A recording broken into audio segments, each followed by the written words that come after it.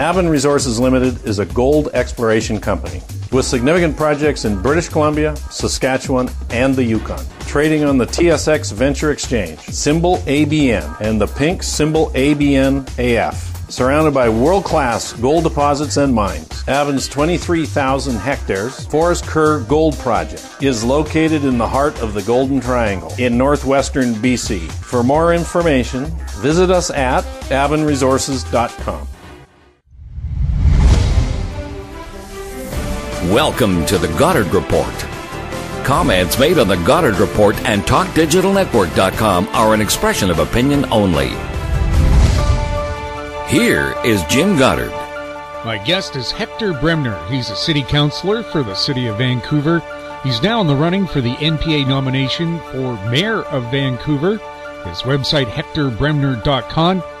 Hector, can you tell us a little bit about yourself?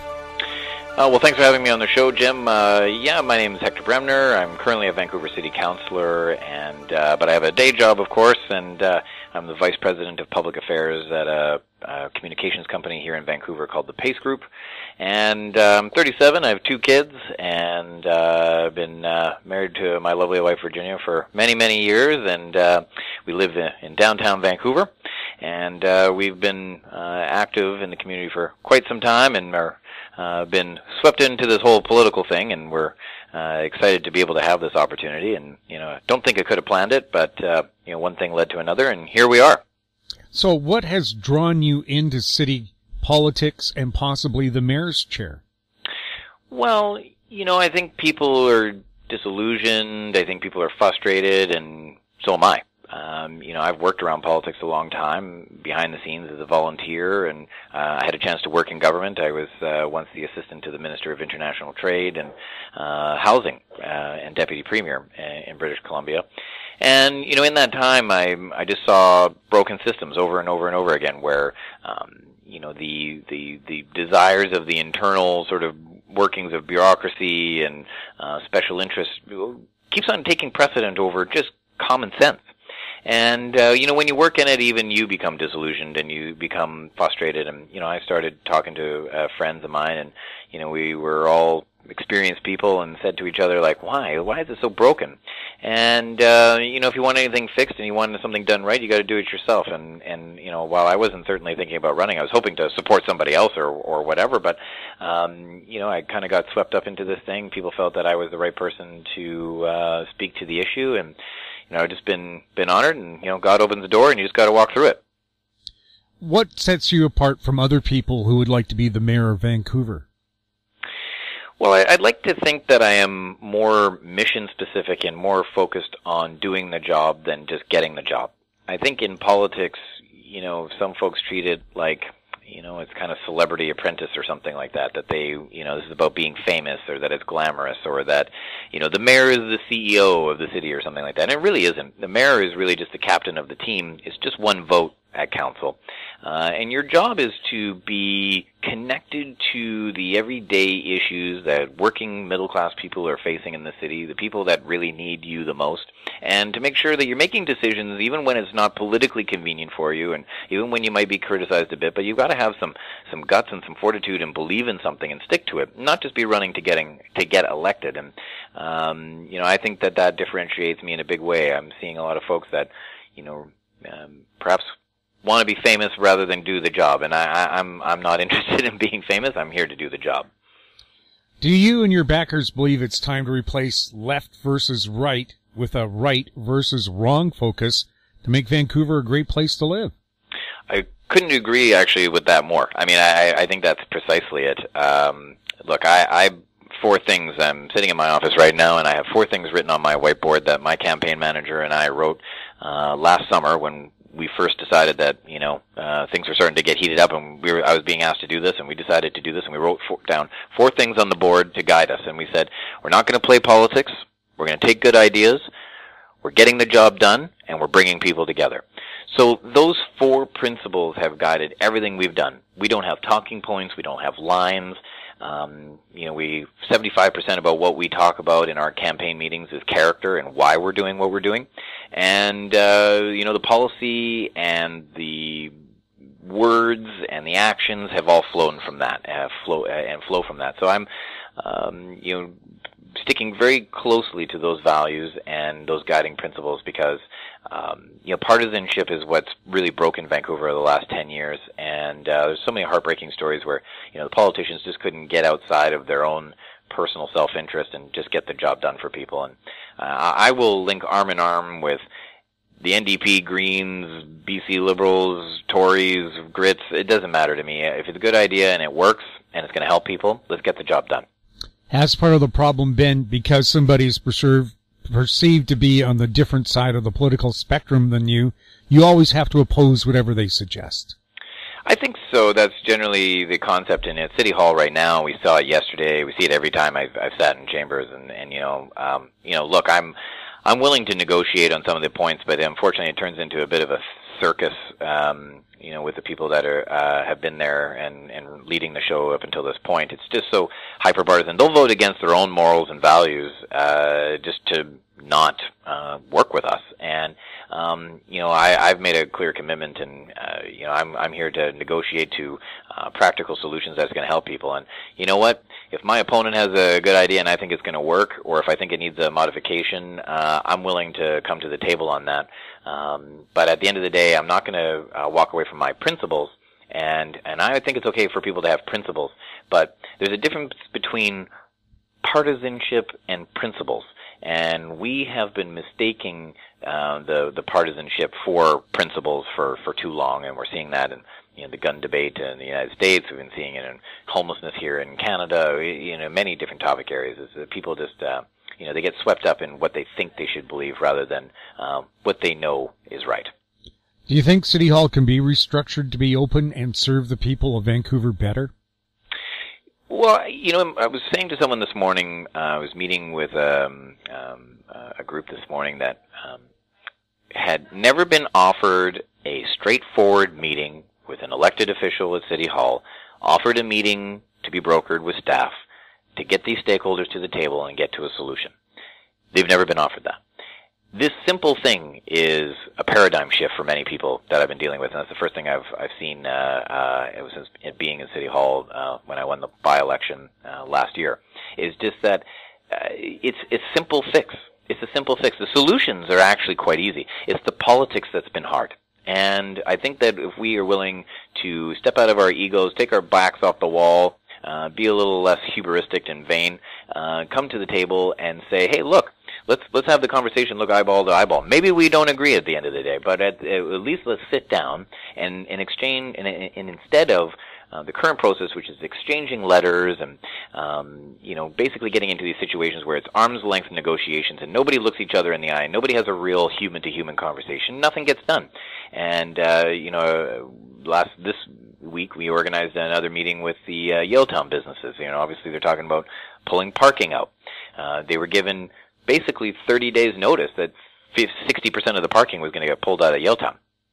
And, in 2 meetings, we've been able to do face-to-face with people, has already yielded several solutions, and I think we're going to have a negotiated solution that's going to see not the destruction of Yaletown now, but the actual kind of a facelift for it and a rebirth for it. I think it's going to be really fantastic. So, I'll be honest with you, it seems overwhelming, and a lot of folks are looking for, big, crazy solutions to solve the problems. It's really quite simple. It is getting down to basics, having real conversations, being straight up, being open, and being willing to work towards a solution. And it's just been that simple so far. Well, over the last 3 election cycles, we have the feeling from Vancouver City Hall, cars are evil. No matter what they're used for, why people use them, they're just plain evil. You got to get rid of them. Right, an automobile has and needing to use one is not often the individual's choice. And we build a city that is very car-centric. Of course, we have 75% of the city is single-family detached home. We don't allow for commercial to be near those zones. That means that you have to get in your car to go to the store to get milk or see your doctor or dentist or, go to work. This has been a challenge, and it has been exacerbated by the ideology of the current regime, where they are quite elitist, and they have their kind of, sip champagne and talk about these ideas at these retreats, but they don't really think about, the everyday working men and women of the middle class who get up at 5 in the morning and, are just trying to get to work and put food on their table. And, transportation is really about moving people. It is not about how you move them. So, we're going to need all the above solutions. So, we're going to need better roads, and we're going to need to think differently about the road ahead as the electric car perhaps, becomes more of an integrated thing in the market. We also need to talk about public transit. We need to talk about bikes and walking. And, I'm fortunate that I'm certainly not a zealot about this, but I'm fortunate to live close enough to work. And even though we're a family of 4, we were not driving our car very much. I was spending about $1,000 a month on a car that I was never driving. So, today I don't need to own a car. I can use a car share if I want to. I can take public transit. I walk to work, or I'll hop on the train and go to City Hall. And, I'm able to have what they call the intermodal life. But I'm live in an area where, and living in downtown, I'm able to be close to where I need to be. But that's planning that is done in such a way that thinks about a community as a whole. And unfortunately, 75% of our city and our neighborhoods have been set up so, we can't build middle-class family-friendly housing, and we can't put the jobs near them where they live, and we can't put the products and the services near them that they need, and we force people into their automobile, and then we demonize them and then punish them with more and more taxes and higher fees and costs and levies, and worse and worse road infrastructure, taking away their quality of living, the fact that they have to spend more time in their car and away from their family. And it's just wrong-headed. It's just a lack of priorities, and we need to think about how we give people their lives back, how we get them out of their long commute times, how do we move goods and people better. And it's going to be all of the above solutions, but bike or car or walking or public transit, all of them are going to serve a purpose, and they need to serve a purpose together. We'll have more with Hector Bremner right after the break. I'm Brian Fowler, president of Blind Creek Resources Limited, listed on the TSX Venture Exchange, ticker symbol BCK. Blind Creek is focused in the Yukon, Northwest Territories, and British Columbia. The company's key property is the Blend Project, one of the largest undeveloped lead-zinc-silver deposits in Western Canada, plus plans to advance the recently acquired, fully permitted historic engineered gold mine in the Atlan District of northwestern BC. Check us out at blindcreekresources.com. I'm Greg Johnston, CEO of Carl Data Solutions, an industrial Internet of Things company that provides big data solutions for monitoring critical infrastructure. Carl Data offers machine learning and predictive analytics features through our cloud-based applications to deliver key asset-saving operational insights from massive amounts of data. Carl Data trades on the CSE symbol CRL and the pink symbol CDTAF. For more details on Carl Data, please visit carlsolutions.com. Welcome back. We're speaking with Hector Bremner. He's a Vancouver City Councillor who would like to take a shot for the mayor's chair. By the way, Hector, it took us a couple of days to get our interview organized. 2.5 years ago, I put a call into Mayor Gregor Robertson to talk about the downfall of the Granville Mall and how it became just a cesspool of whatever. Yeah. And I'd put a call in every 2 weeks. So in 2.5 years, he hasn't found 10 to 15 minutes to talk to me about anything. That's a shame. That's a shame. And, the mayor's job is to take those calls. And you know what? This is that partisanship we were talking about before, is that, unless you're part of their inner circle or part of their little group or little clique, you don't get access. And I'm hearing that across the city, and I'm hearing it from shocking corners, like from everything from TransLink through to our business community. People just felt like this mayor and this regime have not been listening and not at the table. And we've gotten a lot of press releases and press conferences and photo ops, but we really haven't had work done. And Granville is a great example, and I'm having a rally tomorrow at 5 p.m. At the corner of Smythe and Granville at a place called Venue, and your listeners are welcome to come and join and hear from me and meet the team. But we're having it there to show exactly what has been going on in the last 8 years in Vancouver, and that is 8 years ago, when the mayor was so proud to welcome the world during the 2010 games, which was 8 years ago this month, we made massive investments in that area. That street had basically been all replaced, new light standards, a whole new set of zoning to support it, and look what it is today. It's a war zone.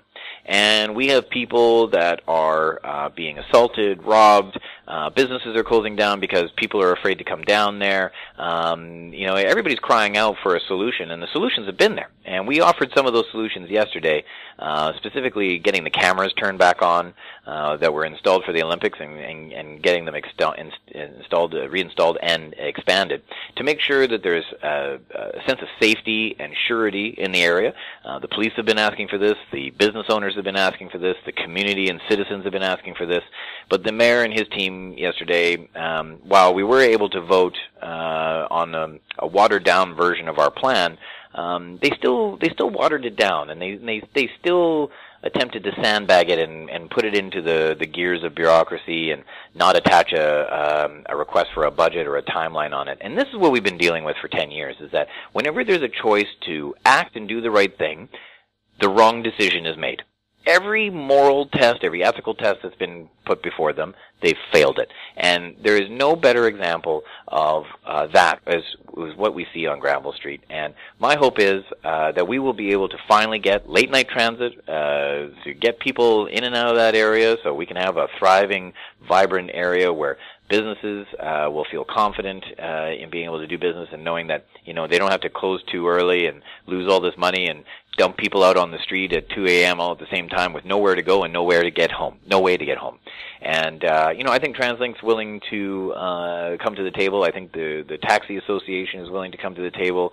I think that the businesses and the operators, the property owners, the VPD, first responders, everybody's willing to come to the table. The only person who's never come to the table is the mayor in Vision Vancouver.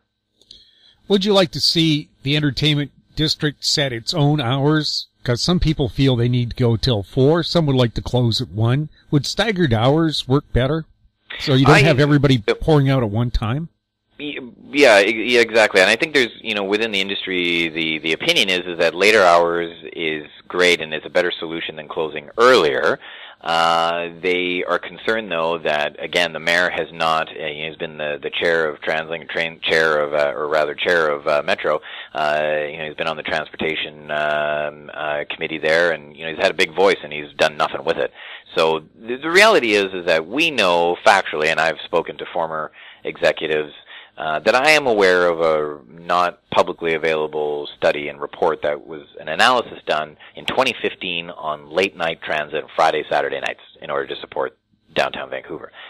It was feasible then, and it's just never been brought forward. It's just never been acted upon. And, I was meeting with the team from TransLink recently and had a very good conversation with them. They're planning on bringing another study forward in June. I challenged them to not bring a study forward, but join me in doing a pilot program from June 1st through August 30th, 31st, and let's run a summer program, a pilot program. Maybe it's a little bit of a surge price on that transit ticket to do some cost recovery. Maybe we can negotiate a 5 cents a beer kind of thing as an underwriting piece with the businesses in the area, and I think they would be amenable to that. But we need to think outside the box here, and not just study it, because we know it can work. Let's run it. Let's see what it looks like. Let's see how it works. Let's figure out what it's actually going to cost us. Let's see how things and people adapt and respond to it, and let's try it. But we're not given those solutions by this current regime, and we won't be given those solutions by those who want to replace them on their side of the fence. They are basically looking to double down on more of the same and the status quo. And they're just not really committed to real solutions. They have other issues that they're worried about, and it's not worrying about the fact that middle-class families are being forced out of the city, that we don't build middle-class housing, that we have 9,000 less children enrolled in our schools because families are being forced out, that seniors have to leave our city because we don't have seniors housing, because we won't provide the zoning for it, and that we are seeing businesses and companies not choose Vancouver because we don't build the office space, we don't build the housing for the workforce, and quite frankly, they're feeling that Vancouver is becoming a declining city. So we've got a big job in front of us, but I have to stress to people that the solutions are actually really easy. The level of incompetence is so high right now, it's shocking. So the solutions are easy, the politics are hard, and the politics become easier when someone just has some guts to stand up, do the right thing, take the action, take the heat. I'm willing to have the conversation with those that are fearful of some of the change. I will be able to get them on side. And let's work together. Let's lean in as a community and get the job done. Does Vancouver really need ride sharing?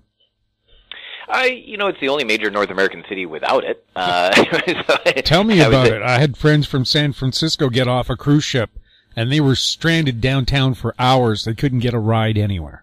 Yeah, the taxis were overwhelmed. Yeah, the system's broken, and taxis can't meet it all. And the way that the taxi system is done is not designed for 2018 or 2020 or 2030. So we have to think beyond that, and technology's changed, and we have to move forward. And I think that ride-hail services, while some people feel that it's a bit of a panacea, and I just caution people to remember that look, we need a mix. I think that taxis are going to play an important role because they provide a guaranteed service for those cruise ships when they come in, because Uber can never do that. The taxis also provide a very valuable service, and Uber does not do this, or ride hails do not do this, is support people with disabilities and offer a more accessible transportation options.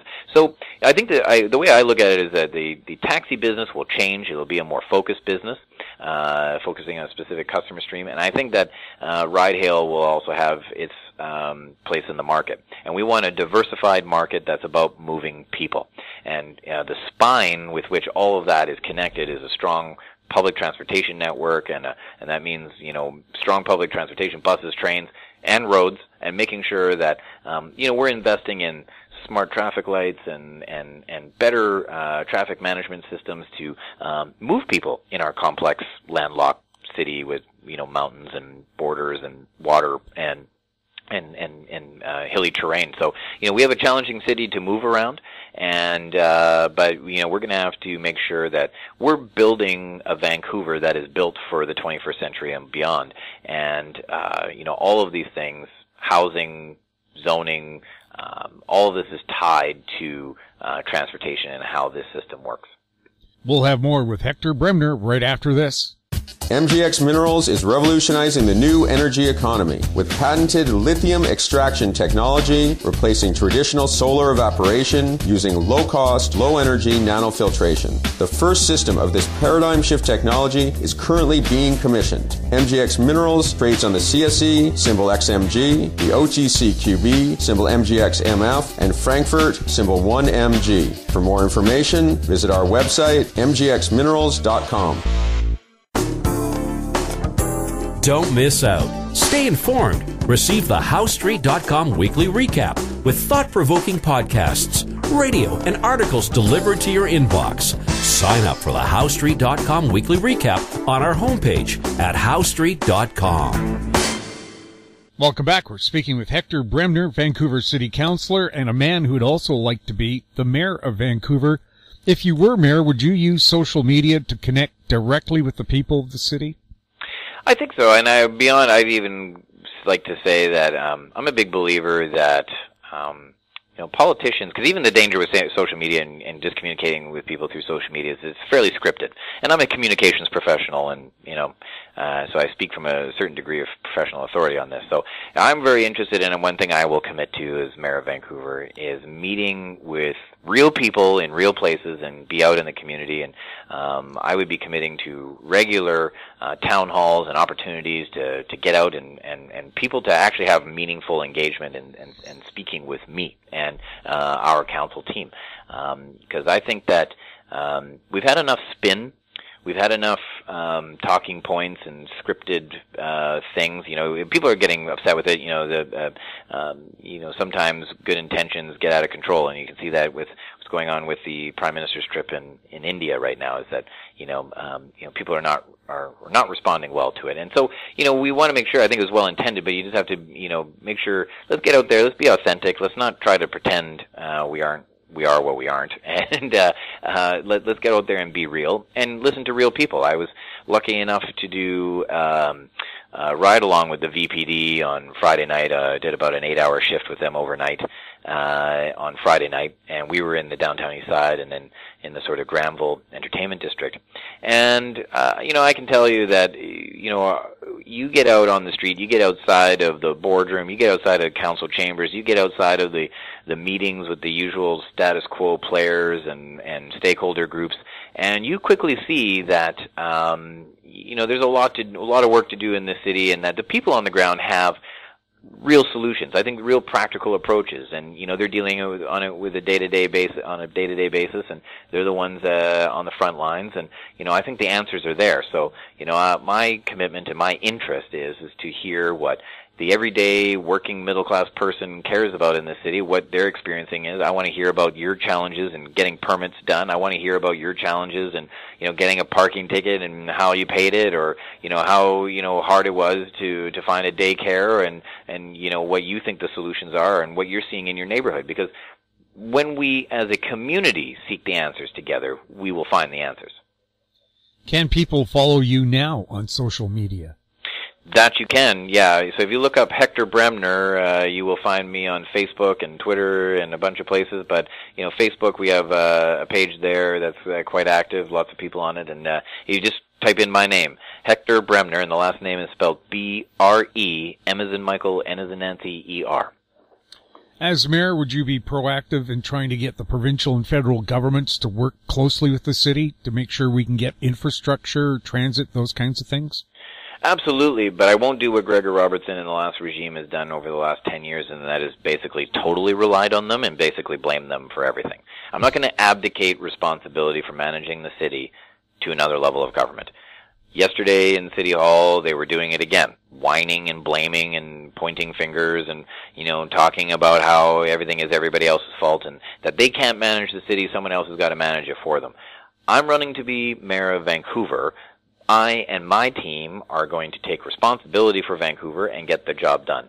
We are going to provide opportunity for the province, and we will be very proactive and very open and willing partners to work with the federal and provincial government on any way to improve infrastructure, specifically our road and transit networks and, of course, housing. Any investments that we can make to get people off the streets and to support our working poor, our marginalized, our seniors who are on fixed income that need a helping hand from our wealthy society. I'm happy to do that, but I'm going to make sure that I'm using all the tools that the city has at its disposal to manage its own sandbox, manage its own lemonade stand, and do its own job. I'm not going to blame anybody else. Financially, is the city of Vancouver in good shape? Well, if you ask the mayor, they'll tell you, yeah. So they like to talk about the AAA credit rating and the gold-rated bond rating, but I challenge them on their understanding of what those ratings really mean. In the last 10 years, the city of Vancouver has increased its spending per year by 30% per year. So what that means is that right now we are spending $500 million more a year. That's a lot of money. And I think that we've seen our services decline. We've seen our libraries and our civic centers, our roads, our streets all decline and become weaker. And we've also seen services like getting permits done. We have the longest wait time for permits in North America. That those departments have not had the resources. And everything with them is just adding another tax increase, another fee or levy increase, and they've never really done a core review. And they've never really understand what or how they're spending money on outside the bubble of their own little universe. So I think that what we need to do in there is get a core review done, and that would be one of my, from a fiscal point of view, one of my first actions is to trigger a core review and find ways that we can get a better value for taxpayer dollars, finding ways that we can better utilize our systems and services to support the taxpayer, understanding that there is only one taxpayer, and make sure that we have a sustainable environment for taxation, which right now the business community in particular, I'm sure you talked to them, and I heard a lot from them yesterday, is that we were renewing BIAs, and on Tuesday we were talking about a small business study that staff are doing. There's real pain, real hurt out there. Small businesses are being forced out of the city by crushing taxation, and government shouldn't be putting you out of business through taxes. I mean, something's really broken when that's happening, and we can fix that, and it's our job to fix that. And Gregor and Vision and this ilk are just completely more than just oblivious. They are sort of openly hostile to the idea of accountability in this area, and we need to fix that. We hear Vancouver's in a housing bubble that's likely to burst. Could that affect your plans to improve housing in Vancouver? Well, I've been hearing that the bubble was going to burst since when I bought my first house in 2003. So I've been hearing that a long time. The fundamentals of our market have always basically remained the same. We've always been a diverse community. We've always been, basically European and Asian and South Asian heavy population for 150 years. Always been that way. We're a port town, and so we've always had these sort of boom and bust cycles because people pass through here for a variety of reasons. And now in the 21st century, we are arguably the best destination on the North American side of the new Atlantic, and that is the Asia-Pacific market. I mean, this is the economic future of our world is on this trading route, and we have a wonderful opportunity to capitalize on that. And real estate gets affected by that, of course, and there's fraud out there that we need to deal with, and money laundering, and bad actors. But I tell you this right now, 75% of our city is single-family detached home and basically locked down for development. We have the longest permit wait times in North America. It takes 5 to 7 years to build a building in Vancouver. We used to put 20 buildings a year on the market. Today, it's an average of 2. No new product is available for sale this year. No new product is available for sale next year. And you only get about somewhere around 92% of a product is sold in year 3. So we have a crisis of wrong priorities and bad land use management. And my concern is that some of the other folks out there are talking about, and I'm sure many business people listen to your show here, and I think they'd be really concerned about hearing about, cutting off investment in the city. I mean, every business, every market needs investment. Now, the problem is that we've been setting the stage for luxury-only product to be built. And so my plan is to refocus and reprioritize the city on building middle-class housing. And we're going to do that by taking the lid off of the restrictive zoning policies in some areas of the city, build middle-class housing. We can do that. We've been running performance on real properties for sale. We know we can deliver product to the market that working families can afford in both rental and ownership. But we have to take action, and there's a formula for success here, and that is the right type, volume, and speed. And right now we don't do any of those things really well. But we're going to start building the right type of product, and we're going to get it done at volume, and we're going to deliver it when people need it. And when we get that right, then we will see pressure decline, and we will see a stabilization in the rampant out-of-control price increases. But so long as we provide investors, a 20% equity lift year over year on a real estate investment, no doubt that money's going to pour in here and people are going to want to invest in here, and there's going to be bad actors and all kinds of stuff. We run the place like a casino, and the house always loses. But it's our fault. We set this table, we set this stage, and we manage our resources very badly. And the solutions are there, and we need to come together as Canadians, hold on to our values, remember what we are, and come together as a community and solve this together.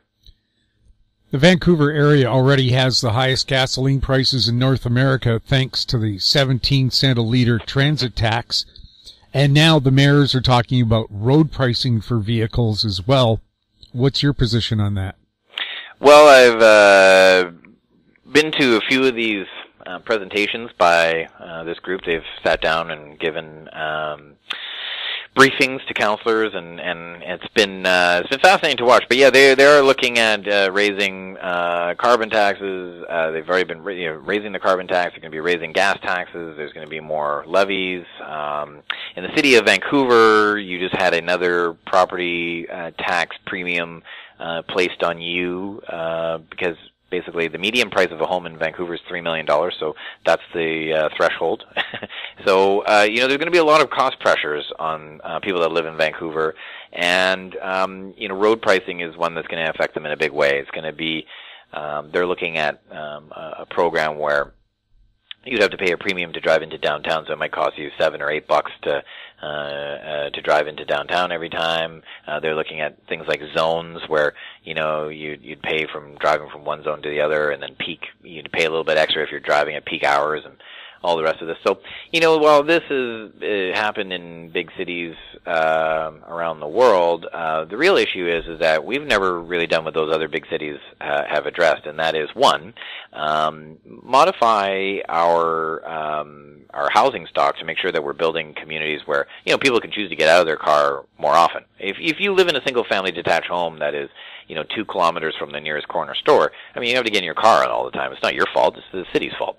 So, the reality is that we have to think better about how we build better communities, how we move people better, and I think that this congestion pricing, it's going to hurt a lot of middle class people, and I think that we haven't done the work yet to make sure that we're providing people a way of getting out of their vehicle. And I'll give you an example of one thing that I've tried since I was at City Hall is.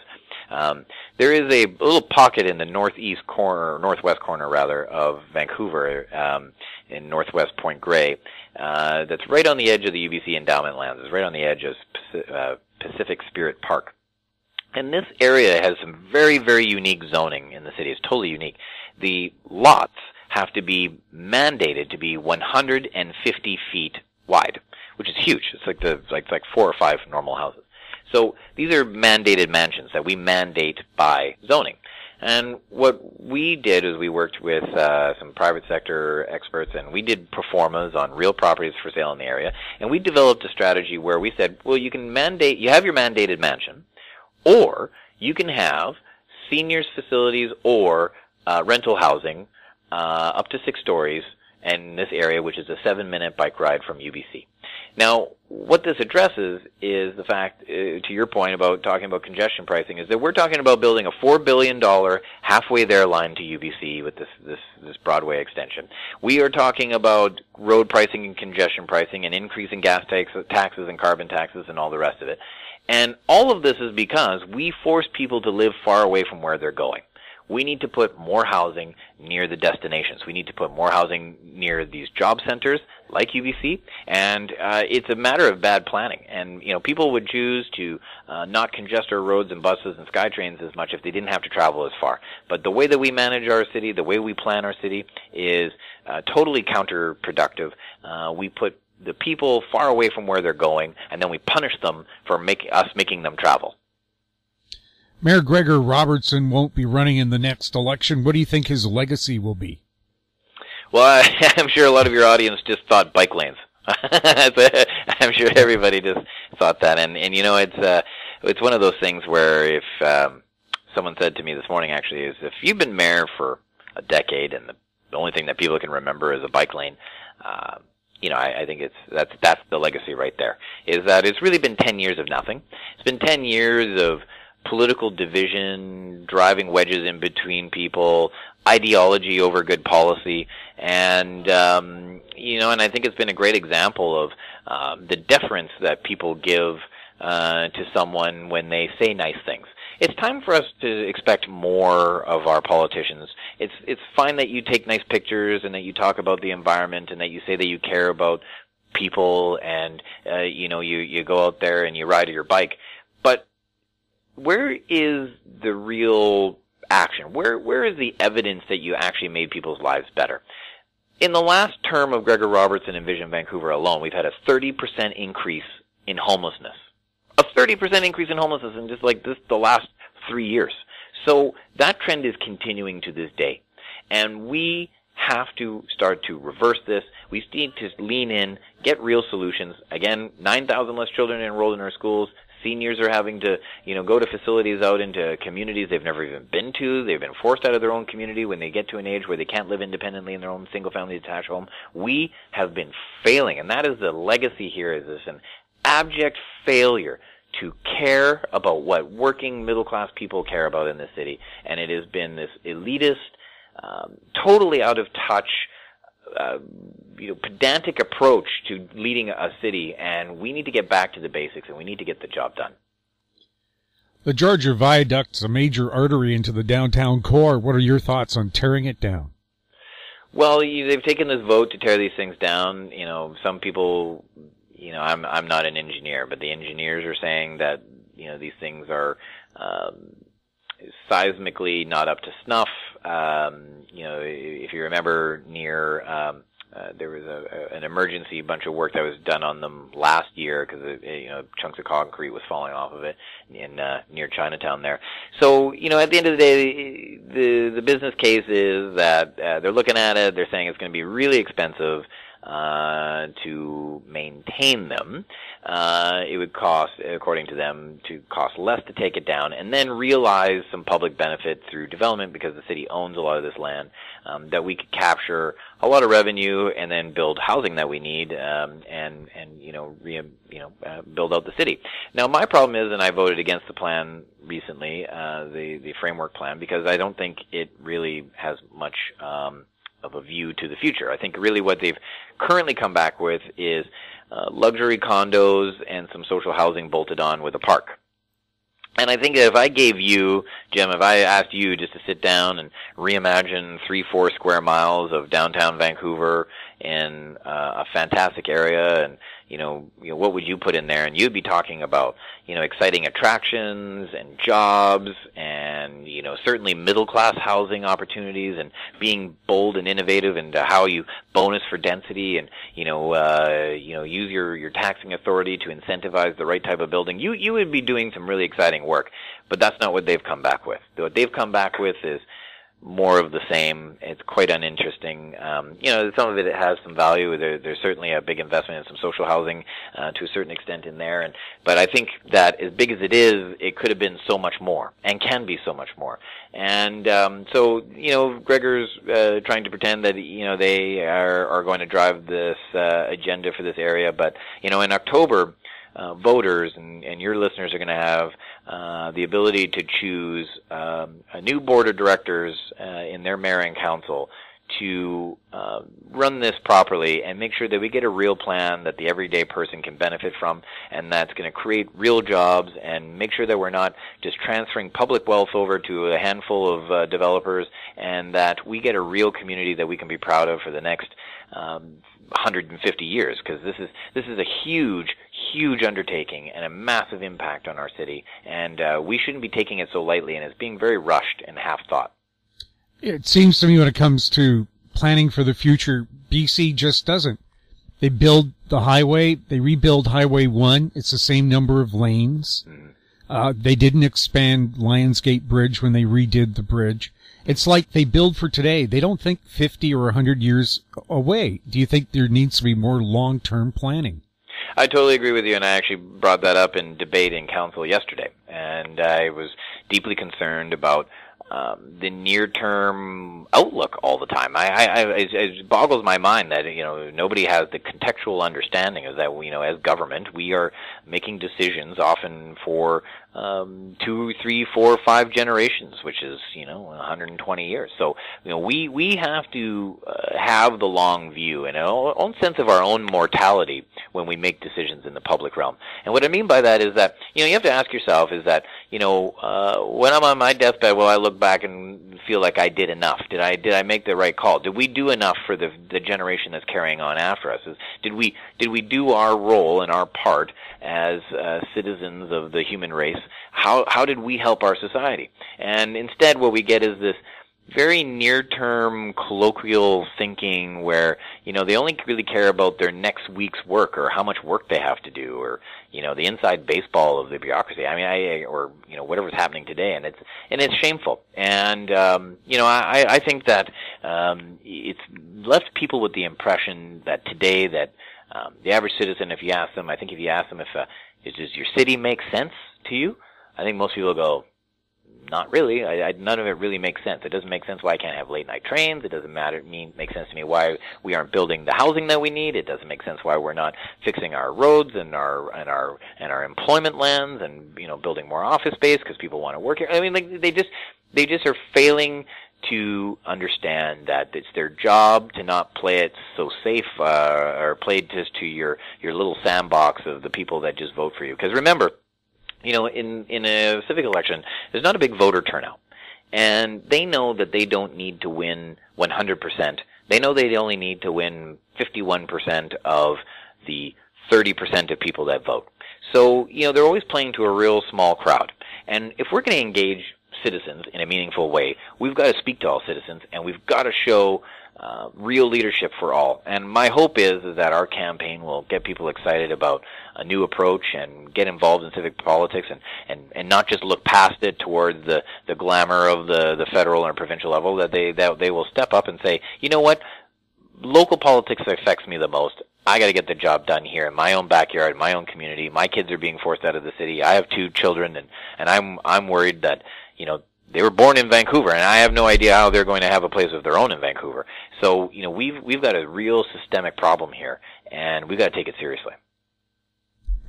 Hector, it sounds like you've got some good ideas. If somebody wanted to find out more about your campaign and what kind of a platform you're running on, where can they go?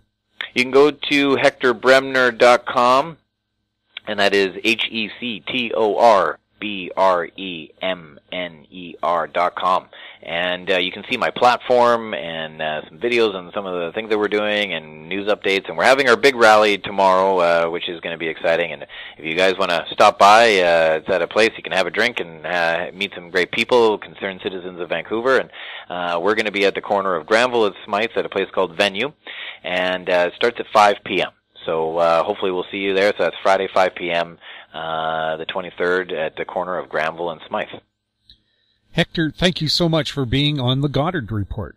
Well, I really appreciate the invite, and you can call me anytime. And when I'm mayor, God willing, I'll be happy to be on the show anytime. I won't have to wait 2.5 years for a non-reply? No, you'll same-day reply. Thank you so much for being on the show. Thank you, sir. Take care. If you have any questions for our guests or the show, you can send them to info@housestreet.com. I'm Jim Goddard. Thanks for listening. Comments made on the Goddard Report and TalkDigitalNetwork.com are an expression of opinion only. The Goddard Report is available online and mobile at TalkDigitalNetwork.com. The Goddard Report is a production of House Street Media Incorporated.